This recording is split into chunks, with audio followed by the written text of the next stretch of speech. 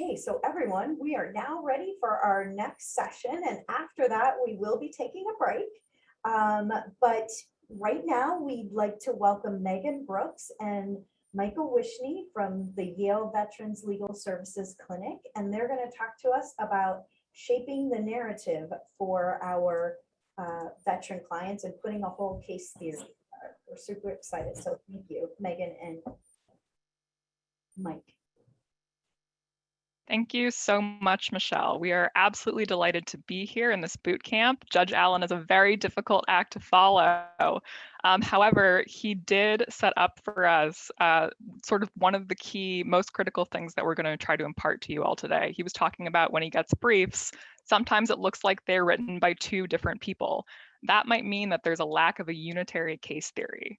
And so today what we're going to do is we're going to discuss what is case theory, and then we're going to talk about how to deploy it. And so let me see if I can share my PowerPoint. All right. Can everybody see that? Awesome.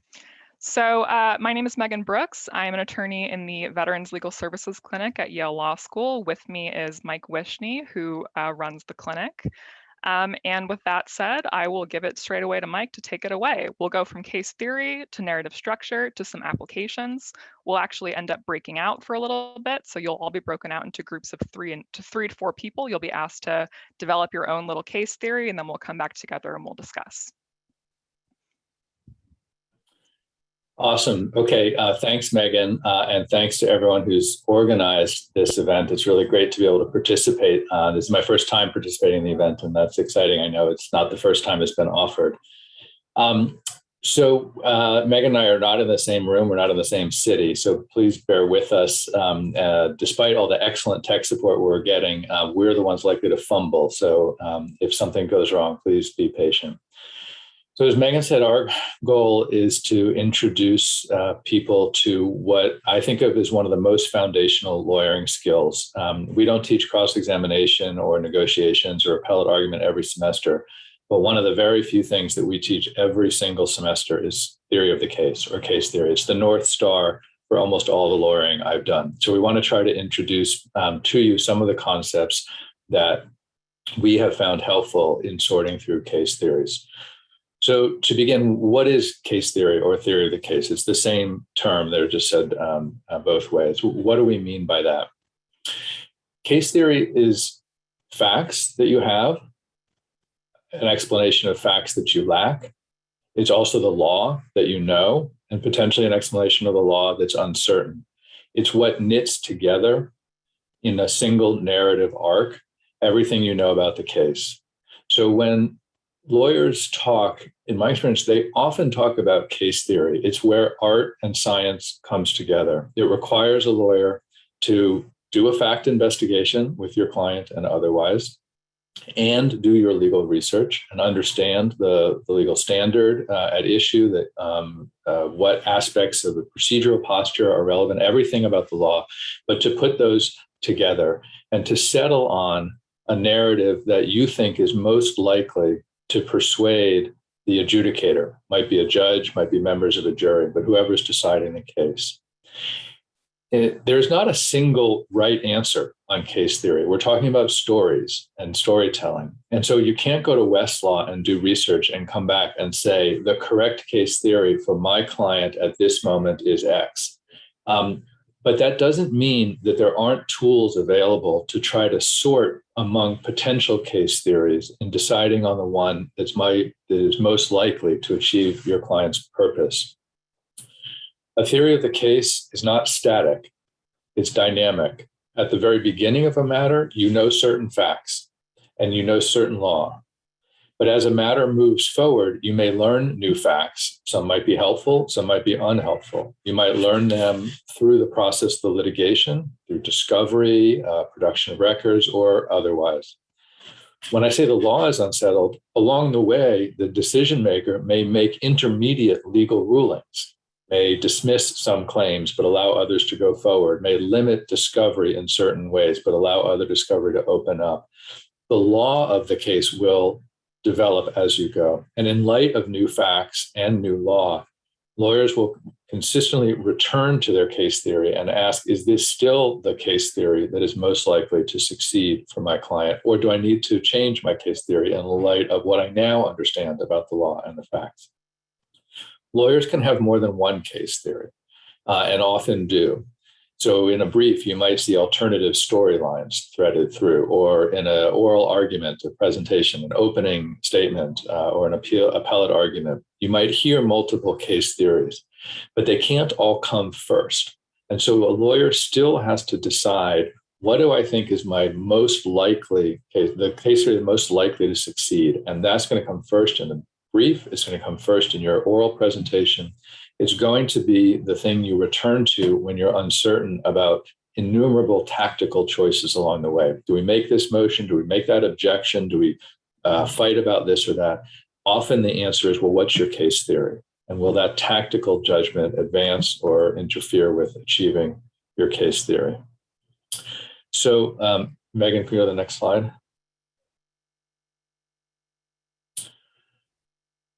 So some common features of effective case theories on the plaintiff side include simplicity,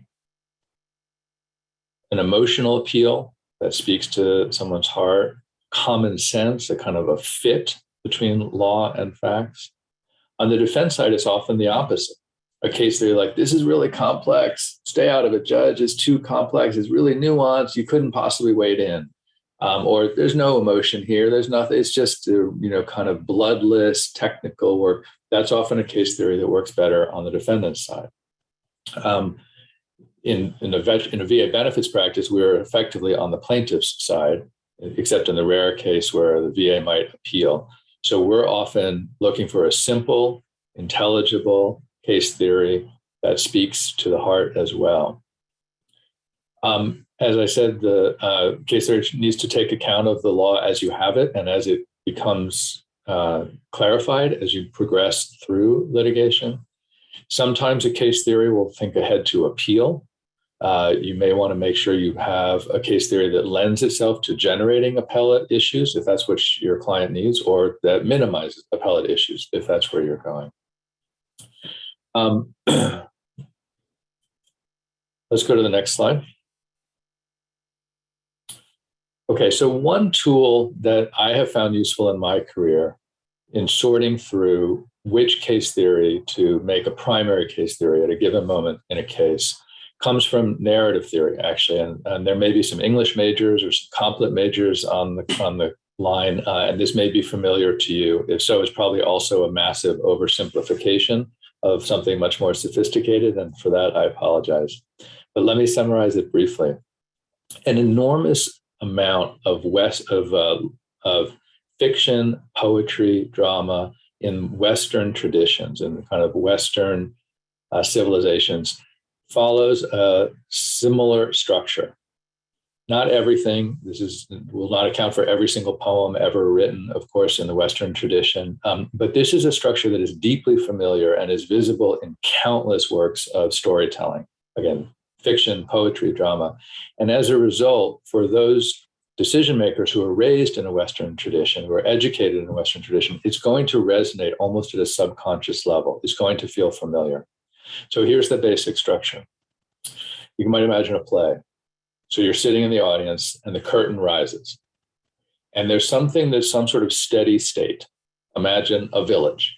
There are people milling about and there's a village. And things are as they are at the start. Then trouble comes. A stranger comes to the village, or a storm or war, something happens. And so a trouble arises. Then someone on stage, and we don't even know at first when the curtain rises who that might be, perhaps, steps forward to meet the trouble. That is the hero. Often, the hero is tempted to duck responsibility, avoid the trouble, take the easy path out. But the hero in the Western tradition resists the temptation, confronts the trouble, and the story ends with either reestablishing the original steady state or creating a new steady state. That is the arc of an enormous amount of storytelling. So one way that I, as a lawyer and in the clinics here, have contemplated, okay, in a given case, there are a number of different stories that could be told. And I'm talking about based on the real facts, not fiction. Given the facts we have, we could tell a number of different stories. And we're trying to identify which might be most compelling. We often will put them into this structure and then talk them through a little bit. So we have to ask ourselves, who are the characters? There are often far more potential characters in a given drama than we really have speaking parts for. Remember, if we're trying to have a simple story, we're not going to have 10 or 12 different actors. We're going to boil it down to just a few.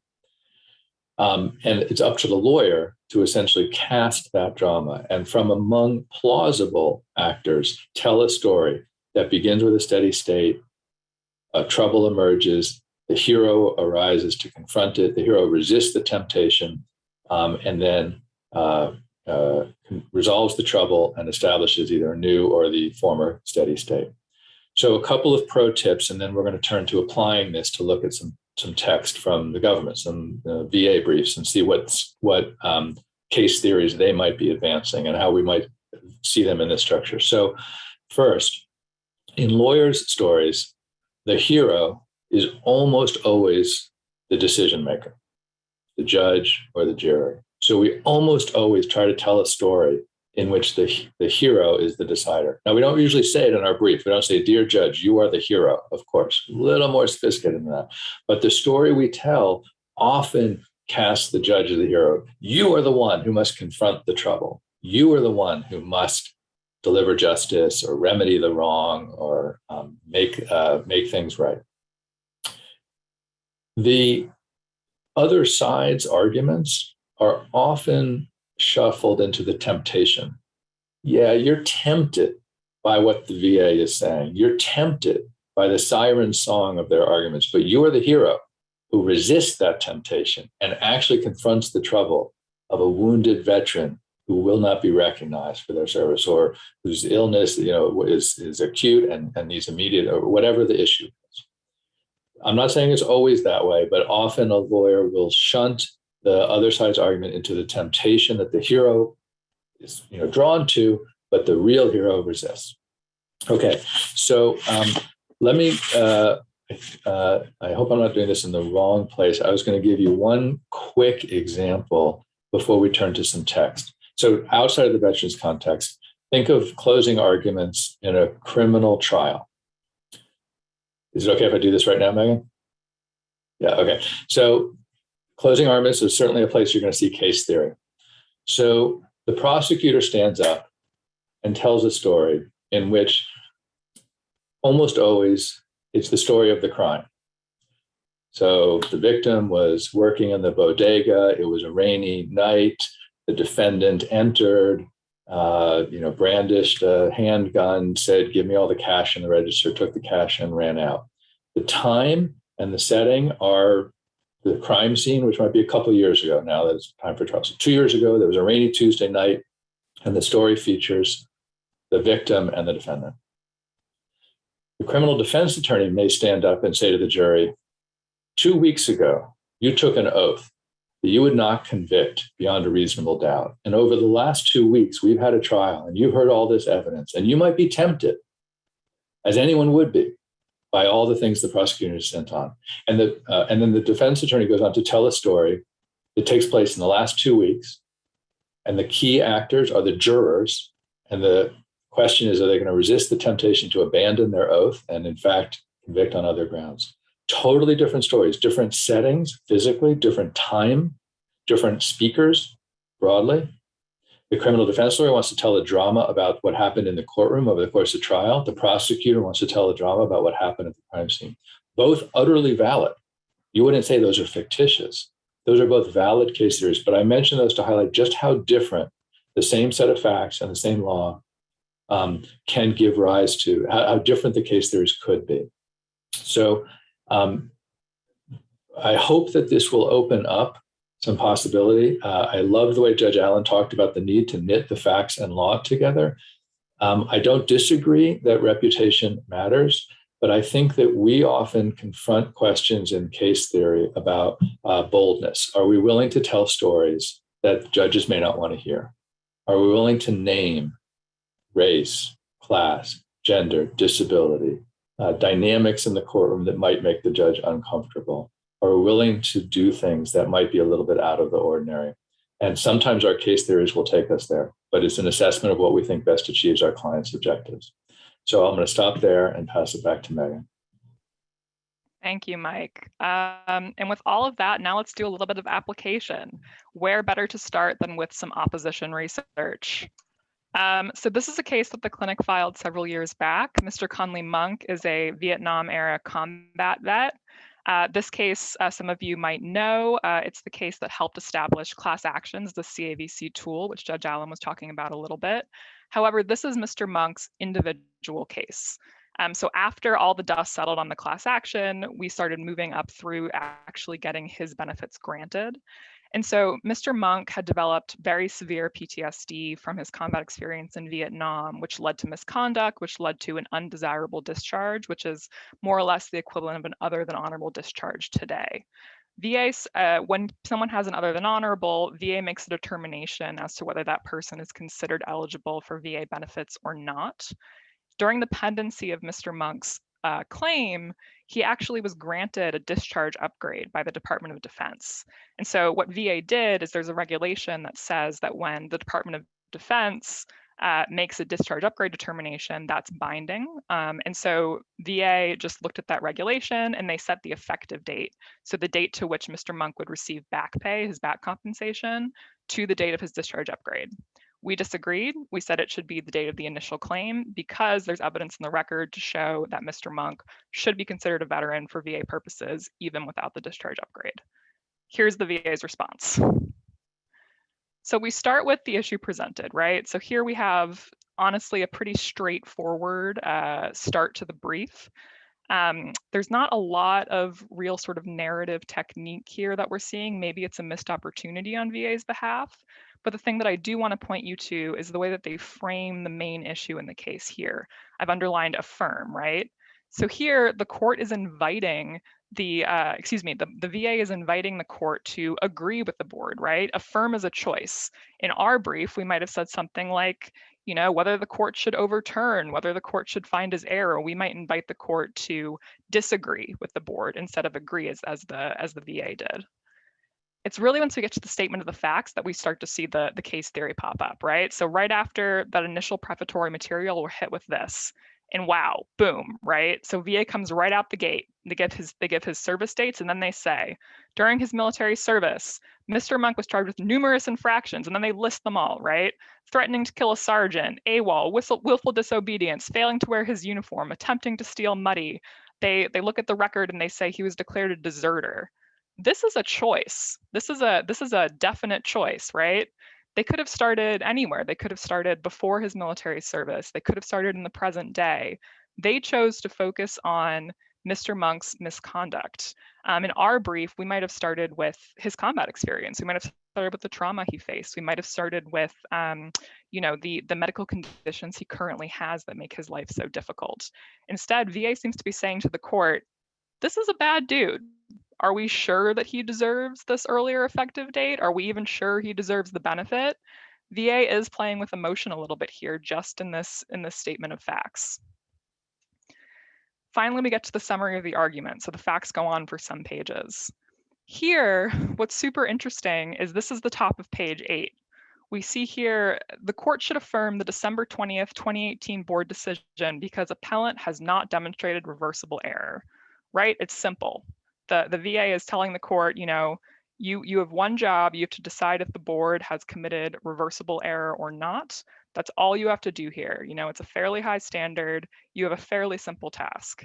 And then note in the second paragraph, though, they don't get into the main issue. They do not get into the legal question that we have actually presented to the court, the question that's actually on appeal. Instead, they say, appellant's brief does not specifically identify what issues are being pursued. Issues should be deemed abandoned, right?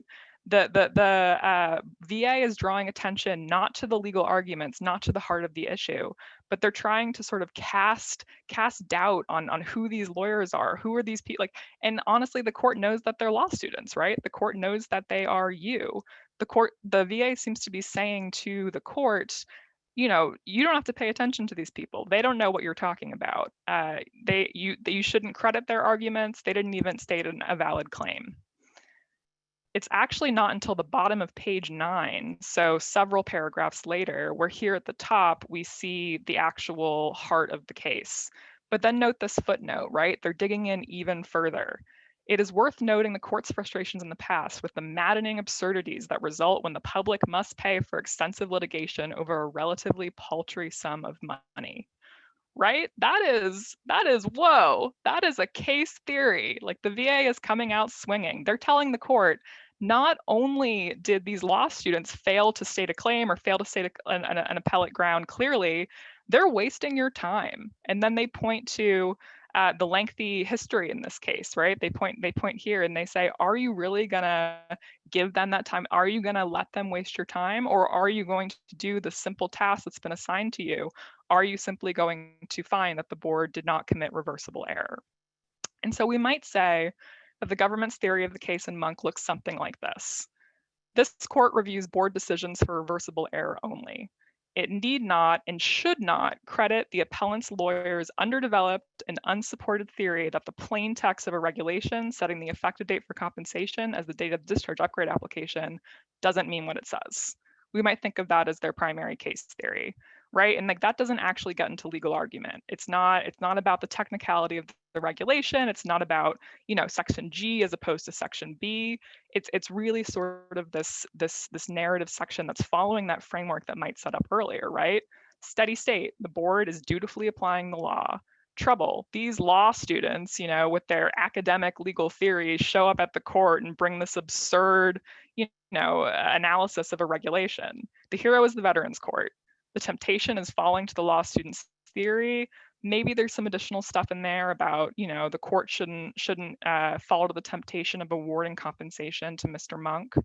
And the resolution that the VA wants is that the board's decision should be affirmed.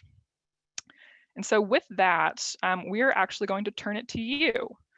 So very shortly, you'll be put into breakout groups to test the following hypo. And so what we're going to do is we're going to go ahead, Mike. Just one last quick thing. So it didn't work, right? Yes, good point. Right, the court rejected the VA's argument, agreed with our argument. Conley got his additional benefits, and we made them pay attorney's fees for our time, of course. But one of the things that seemed notable in looking at that is that it's kind of laughable that they would use an ad hominem case theory, basically go after the lawyers. But to me, that suggests perhaps these were not inexperienced lawyers. Maybe they knew they were wrong on the facts, they were wrong on the law. So all they had left was ad hominem attacks on us. And if that's your best option, I guess that's your best option. Maybe you should advise your client to throw in the towel at that point. But I think it's possible that they knew they were wrong on the law and the facts. And so they just went ad hominem because there was nothing left. I don't think that's an honorable approach to lawyering, but that could be an explanation for what was going on here. All right, I just wanted to give the code of the resolution, Megan. Back to you. No, that's very important. Of course, we were correct. That's always the answer. Okay, so we'll get into our hypo. So you will shortly be broken out into groups of 3 to 4. Just like we saw these couple of sentences here that say the VA's case theory, you two are going to be asked to come up with a couple of sentences. So here's our hypo. Jamie is a US Army veteran who was diagnosed with mild lumbosacral strain after an accident on deployment in 2015. She continued to experience pain, but she didn't seek further treatment, which is pretty common, right? People are afraid of being perceived as weak or something along those lines. Jamie gets back from deployment. She begins to experience symptoms of depression and anxiety and begins drinking as an escape. Jamie's discharged in 2017. Very shortly thereafter, she finally starts seeing a private chiropractor regularly and a VA therapist.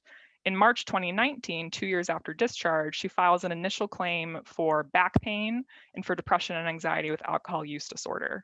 Unfortunately, in April 2019, Jamie was driving while intoxicated and crashes her car. In July 2019, Jamie has a VA C&P exam, which is where a VA doctor examines a veteran and makes an opinion as to the connection between the veteran's condition and what happened in service, and also rates the severity of the claim. So the DBQ, once you get it, shows that the examiner did not review her chiropractor records, despite that you put them in the record. He ordered an MRI and he diagnosed Jamie with severe lumbosacral strain, but she reports that in the interview and the exam notes show that he only asked her about the recent crash and her symptoms after the recent crash. He then opines that the 2019 crash was the cause of her injuries. VA relies on that, denies Jamie's back pain claim, but grants her mental health claim. Jamie's appealed to the BVA. She's argued that the C&P exam is a failure of VA's duty to assist her in fully developing her claim.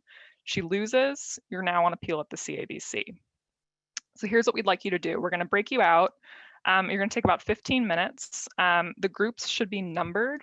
So those of you who are in, Matt, is that right? Those of you who are in even numbered groups, you're going to be Jamie's attorneys.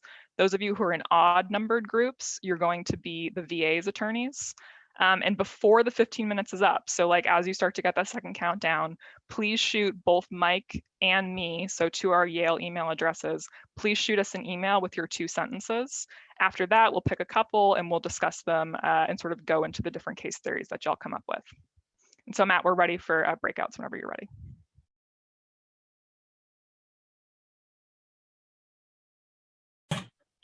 Okay, I'm going to just get started with one at the top, if we can do that. So I'm trying to forward you the ones that are not. There you go. Okay, so as we're coming back together, thank you all. So we're obviously doing this more rapidly than we would in real life. We'd have more time to think about it and talk it through. But Megan, what's the way to leave one on the screen? Okay, let's just start with the very first one at the top. The board committed a reversible error by failing to properly consider all evidence regarding Jamie's 2015 accident while on service deployment. Okay, and this is for Jamie. So this is a case theory for Jamie. So thinking first, the curtain rises. Who do we hear from first? Who's the first actor on the stage? I realize I would ordinarily ask people to raise hands, but I think I'm just going to talk since we're running down on time, and I'm sorry to inflict my voice on you, but the first person on stage, the first thing on stage is the board. So the curtain rises and the board steps forward. The board is not a person, of course, it's an entity. So like what comes to mind might be a little bit indefinite. At least in my mind, it's a little blurry. I don't have a sharp image of the board. Who's next? There isn't really a next. We encounter Jamie's accident, but not Jamie. Jamie appears solely as a descriptor of the accident. We don't actually have Jamie. So here's a choice to put in deciding who to cast, to have the board in the center and kind of no other voices. If you look through these, you'll see many other potential actors. If you look down to the next one, prior to the car accident, Jamie's back pain. Sorry, that was the VA one. Let's go down to the next one. Jamie's denial to have the VA cover treatment should be upheld since the VA physician. So the VA physician is here. We've got the board, which is a single VLJ probably. So that's a person we could be talking about. We've got Jamie. We've got the VA physician. We've got the chiropractor is mentioned in that one as well. We are probably in others down here going to encounter Jamie directly. We may deal with the C&P examiner, if that might be what the VA physician is referring to. I'm not sure. There could be a treating physician versus the C&P examiner. I mentioned this just to say we're already identifying potentially half a dozen actors who, plausibly would be in our story. But we probably won't have speaking roles for all of them. This is not a right or wrong. Again, it's not like, oh, you could look it up in Westlaw and see, okay, the correct speakers here are Jamie and the chiropractor. Like, this is what lawyers talk about. This is the art and the science. What story is most likely to move the decision maker? Let's go back up to the very first one, if we can, Megan, and just go back to that for a minute, the board committed. So let's think about that narrative structure, that kind of fundamental structure that is almost at a subconscious level familiar to every decision maker: steady state, trouble, hero, temptation, resolution. The board committed a reversible error by failing to properly consider all evidence regarding Jamie's accident while on service deployment. To my eye, not super visible what the steady state is. Maybe it's implied that this court exists, this appellate court exists to correct error, like the steady state is when an error happens below, sometimes it does, when an error happens, this court exists to correct it. Note that this doesn't begin with this court. This court could be another actor on stage. In the brief that Meghan showed us, almost the very first word was the court should affirm, right? So the CAVC to whom we're writing, that's another potential actor on stage. If the case theory is, okay, sometimes the lower court or the BVA commits a mistake, and that's why we have appellate courts, and they should just do their job. And so the steady state is when, on occasion, there is an error below, the job of the appellate court is to correct the error. If that's the steady state, trouble is maybe the VA is not very visible here. And again, this is not a blame thing. You guys had 8 minutes, and for some people, you may not have encountered this concept before. Others of you, you're probably already working with it in your clinics. So I'm not, no part of this is meant to be critical, only to open up the possibilities and the valid stories that could be told here. Look how different the third one is. Prior to the car accident, Jamie's back pain was at its most an inconvenience. It was only after the car accident she began to experience significant back pain and now wants compensation from the VA for an injury clearly not service-connected. No mention of the court, no mention of BVA, right? It's not about any of that. It's about the car accident and Jamie trying to get over on the VA. Also a valid story, also valid choices. You couldn't say that it's irrelevant that Jamie and the VA are not actors here.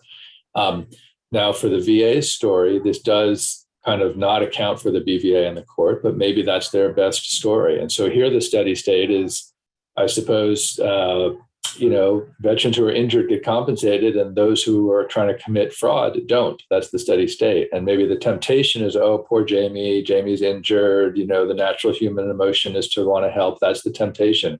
But the hero, this court, resists the temptation to just help someone who's injured and restores the steady state of valid claims get granted and fraudulent claims are denied, some version of that.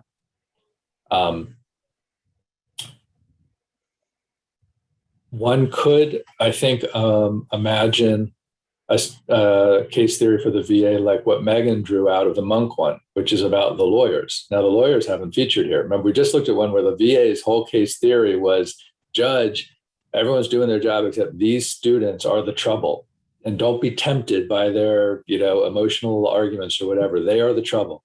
Well, we haven't featured the lawyers here. Maybe that's because I said that was ad hominem and people internalize that as like, okay, don't be ad hominem, so we won't do it. But, experienced, seasoned appellate attorneys at the U.S. Department of Veterans Affairs went with that case theory, which is just to say, I'm not sure it's totally out of bounds. Maybe it should be, but, we didn't file bar charges against them. That's not how we were going to proceed. So it's to say that you might have lawyers on stage. One kind of case theory challenge that we face is sometimes whether to tell a story that is about intent or about negligence. So an intentional wrongdoing or just it happened. I think many lawyers will say that a decision maker, whether a judge or jury, will be much easier to say that person, they made a mistake, they screwed up, than to say that person's a bad person, that person meant to do something bad. It's just harder at a human level sometimes to conclude that another human intentionally did something bad. It's a little easier to say, well, they should have been more careful, they were a little reckless, but they probably didn't mean it. And anyhow, it was just a mistake. So a lot of lawyers will say, if you have a negligence theory available to you, you are more likely to prevail on it than if you must prove intent. Some of these seem to me to suggest that there's sort of like just a regrettable mistake. The BVA is too bad, they're hardworking, but sometimes they make a mistake. One could tell a story that's a little bit about negligence if you're representing Jamie. Doesn't have to be like the BVA is a bunch of hacks and they don't know what they're doing. It could just be, which would be more of a bad faith story. One could tell a good faith story that says, the BVA's got so many cases, they work so hard, they can't give the attention they mean to give to all of them. This is a case where the BVA failed to notice the following information or the important points of law. And so the heroic appellate court, will now step in. That's a kind of softer story about culpability. But there are some times where we mean to say this is intentional. And one of the questions that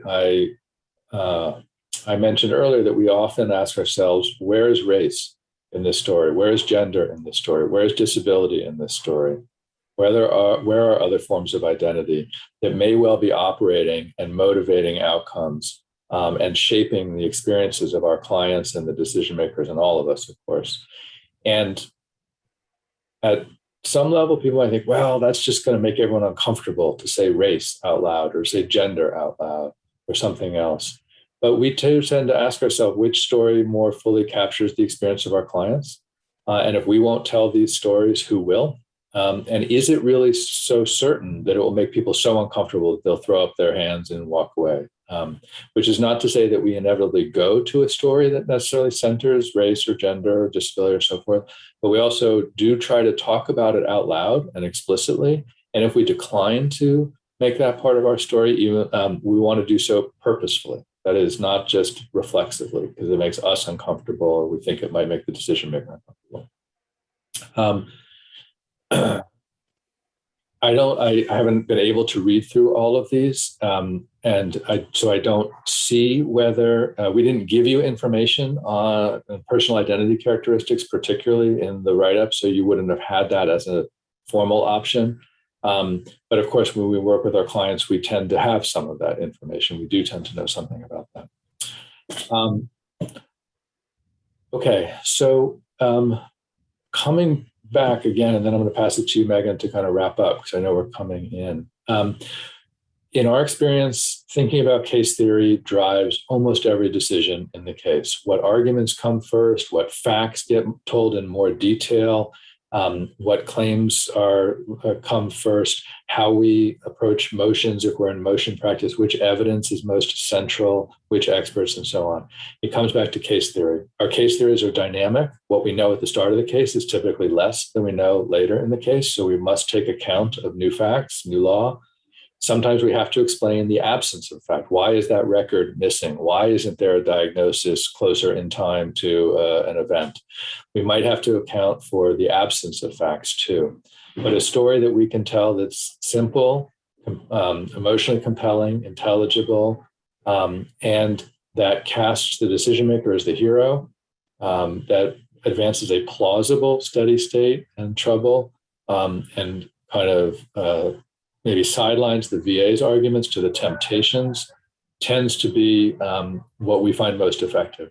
But this is the stuff lawyers talk about. You go to a bar, you talk to lawyers, well, I could try this, I could try that.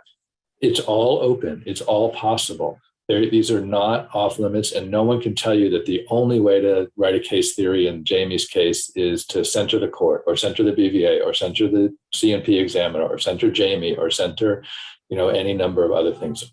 There are multiple plausible stories that could be told, and it's up to you as the lawyer to develop the judgment to sort out with your client, and often it's with our client, what story best captures their experience and is most likely to persuade the decision maker. So back to you, Meghan. Awesome. Thank you so much, Mike. I don't think I have anything to add, and we might have a few minutes for questions remaining. I don't know if that's the case, but I'll turn it over to Yelena to handle that. I haven't gotten any questions in the chat, but I do have a question for you all. What role does the client play in the case theory? How does the client engage in this conversation, and how do you engage the client? So I think the client plays a huge part in it, like maybe a driving part in it. I think oftentimes when we're looking at veterans' narratives, the way that they're typically presented in the system, because remember, the court is seeing and the BVA is seeing and the regional office is seeing very similar fact patterns over and over and over and over and over again. Some of those set up a narrative that's along the lines of, honorable sacrifice and service, and then, the government owes a debt, and the government has broken its promise to the veteran, and therefore we have to fix it. Or it's maybe a weaker sort of, you signed up for service with the promise of getting VA benefits. The veteran relied on that. VA is denying that, like that sort of thing. But then maybe for a case where someone has misconduct and there's another than honorable, you might be seeing a narrative that's more on the lines of, it's a brokenness narrative or something along those lines, where this person has sort of fallen from some sort of higher honor. Like you might be seeing that. These are not always narratives that our clients are comfortable with. They're not always ways that our clients see themselves or tell their own story. And so I think as lawyers, part of our role is really to talk through it with the client, help the client understand a little bit of the law and the frameworks that we have to work with, because those are the bounds. But then, hear what the client says in return and do our very best to shape the story in a way that's going to make the client feel truly heard by the process, and truly represented by their lawyers.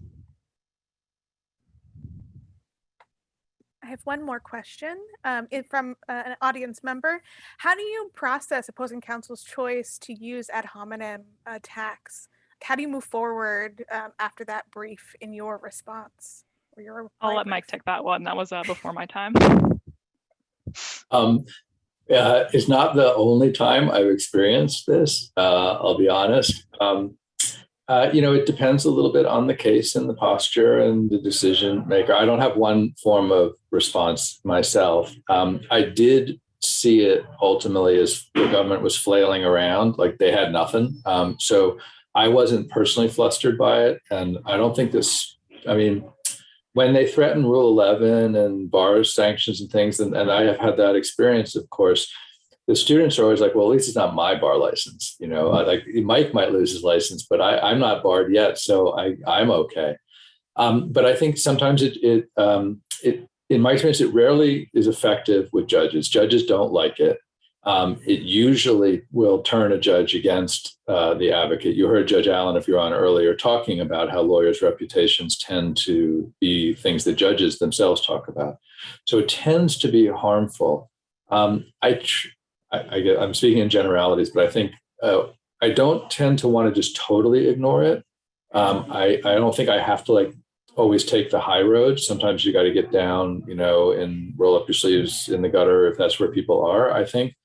So I don't always feel I have to ignore it, but we'll tend to not dwell on it.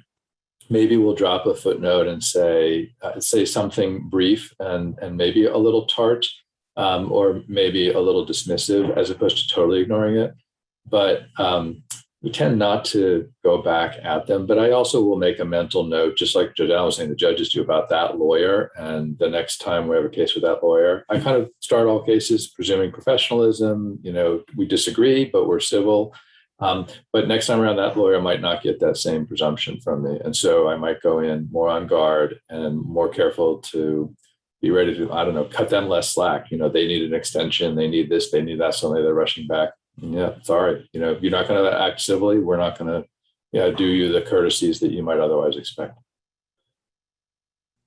It's not, I think it's a good question. I appreciate the question in part because I think junior attorneys tend to get it. Some of it is hazing, challenging people, seeing if it will distract you or divert you. And it is harder. When I was younger and starting out, it would rock me more. I would dwell on it more. It would stay with me more. I think I have a thicker skin now than when I was younger. But I think it's okay to acknowledge it and engage it. I don't think you have to just always take the higher, we go high, they go low. I don't think that actually. But you don't also need to go back and forth tit for tat, I think.